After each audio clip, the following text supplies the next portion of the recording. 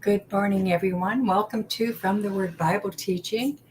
This is a beautiful Wednesday morning, March 6th, and we're glad to have you here today. I want to tell you a testimony, and then that will explain why I titled this Don't Miss Out on a Blessing, but Don't Steal One Either. Okay?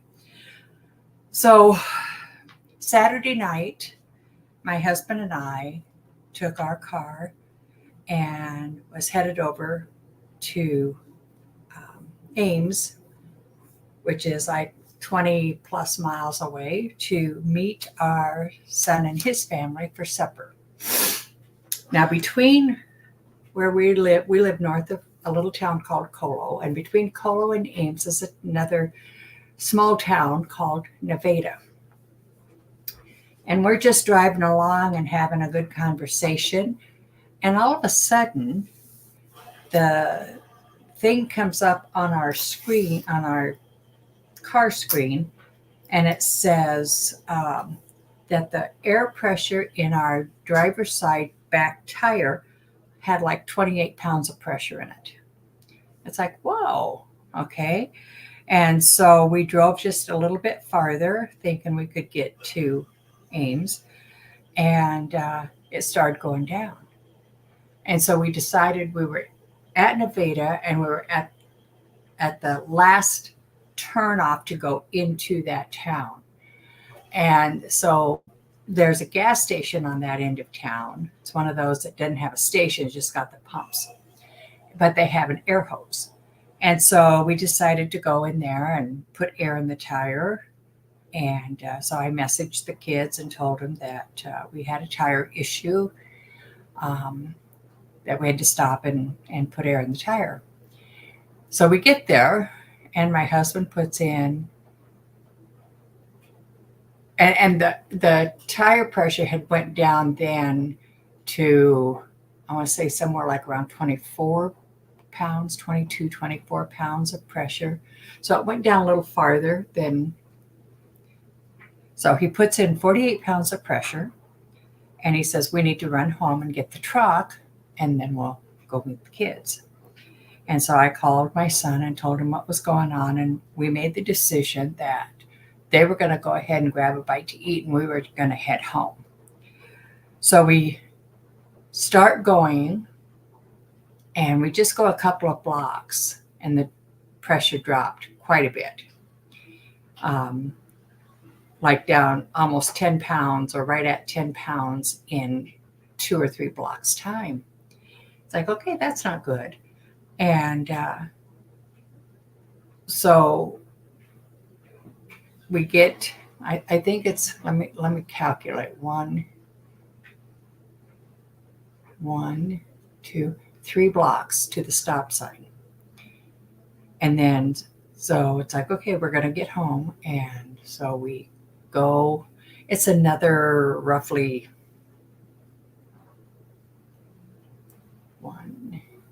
I'm calculating 1, 2, 3 to 4 blocks on through town. 6, 7, 8, 9, 10 is the school. That's the second stop sign. So that's 4 blocks, and it went down again, and then we're on our way out of town, and it just started dropping dramatically. And so my husband says it had gotten down to 12 pounds in just a few more blocks then.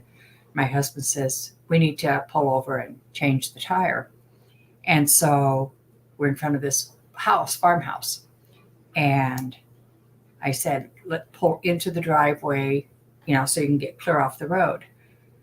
And so he did. And he tells me to go up to the house and knock on the door and let him know that we're out there and why we're out there, so they don't get panicky or whatever.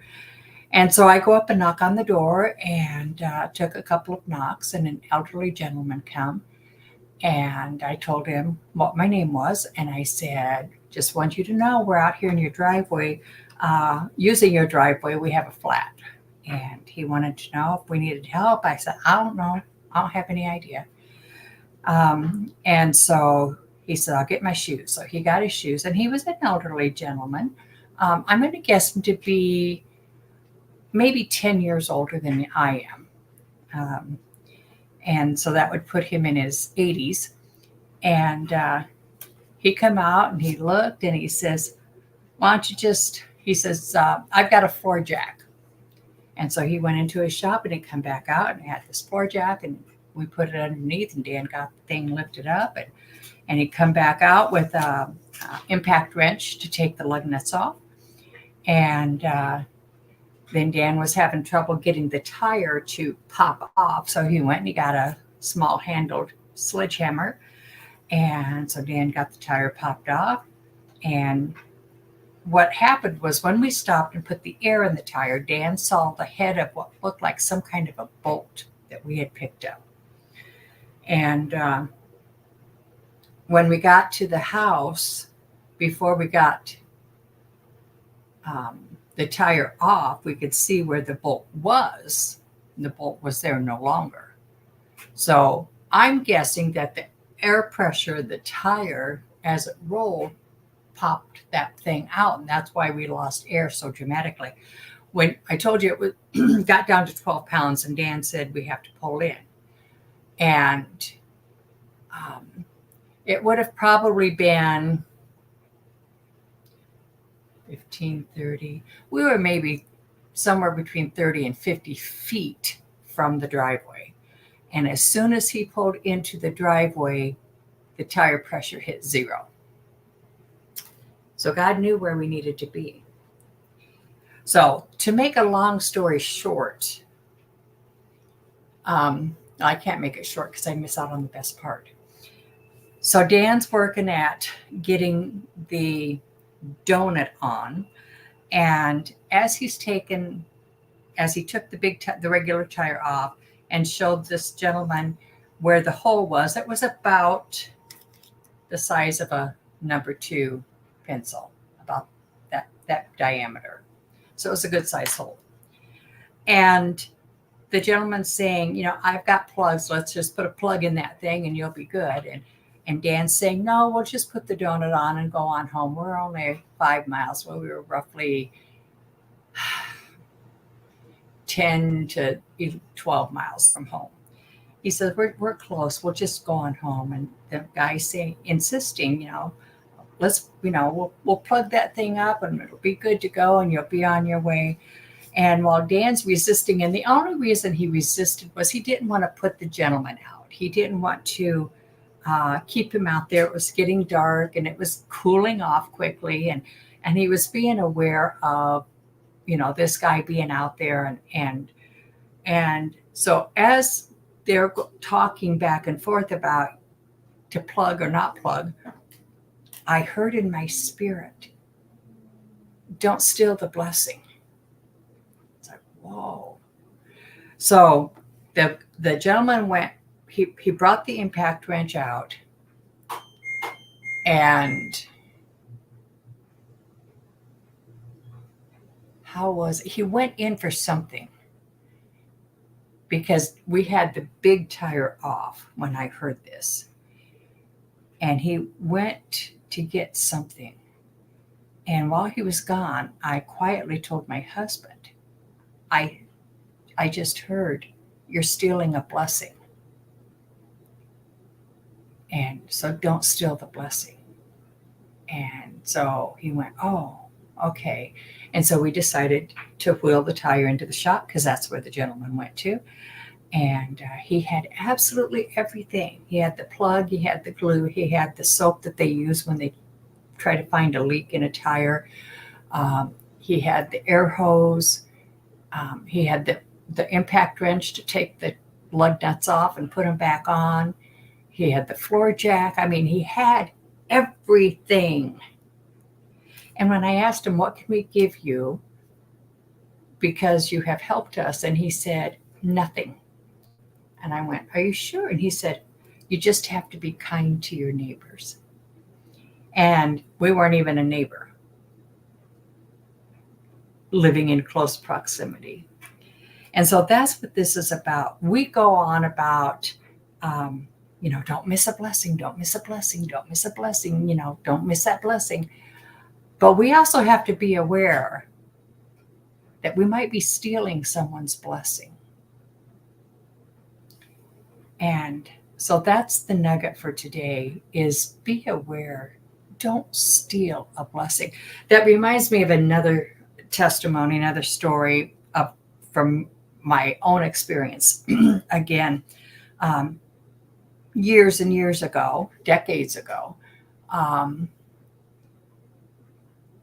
my husband and I had went to visit my parents up in Minnesota.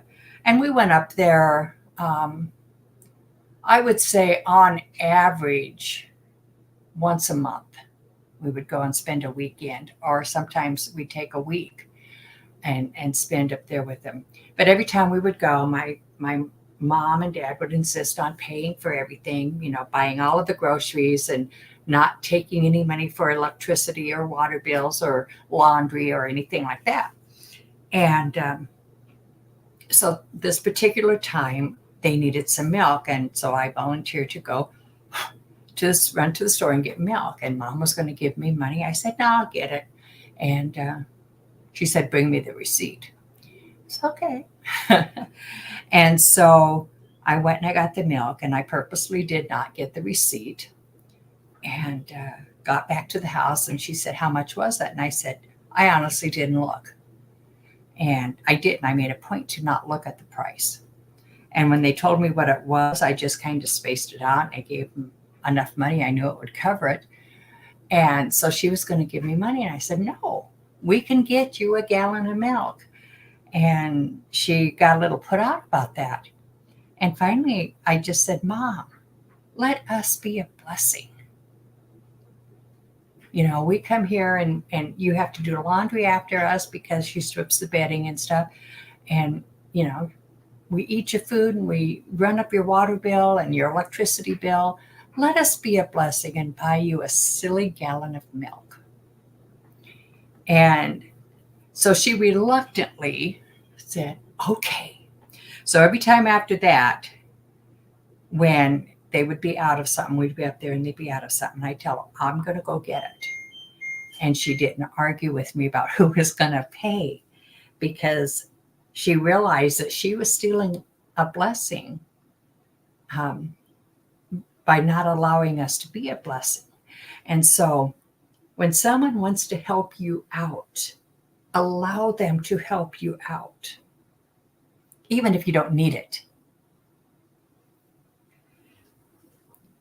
Ellen and I go to lunch often after church on Sundays. And sometimes when my husband and our son is there, we all go. And her and I take turns on picking up the tab, because we each want to be a blessing. And it's kind of cute because we'll put the order in and it's like, I get the ticket. We tell the server, I get the ticket. And then we look at each other like, ooh, but, we're being a blessing to each other. If someone comes to visit you and they want to bring some food or some milk or, pay you for something, don't tell them, no. That's false pride.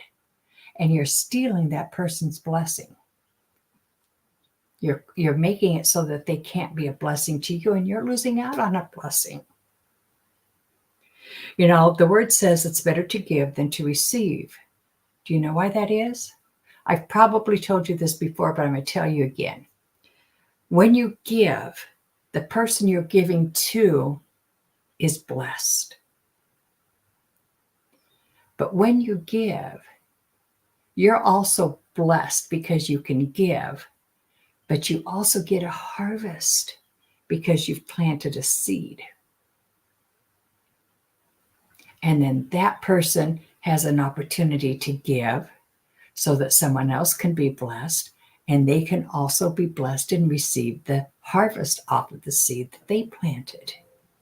Now, I believe that this gentleman that helped us and wouldn't take any finances for it, I told him, I said, I'm going to ask God to bless you abundantly. And he went, oh, okay, thank you. So he received that.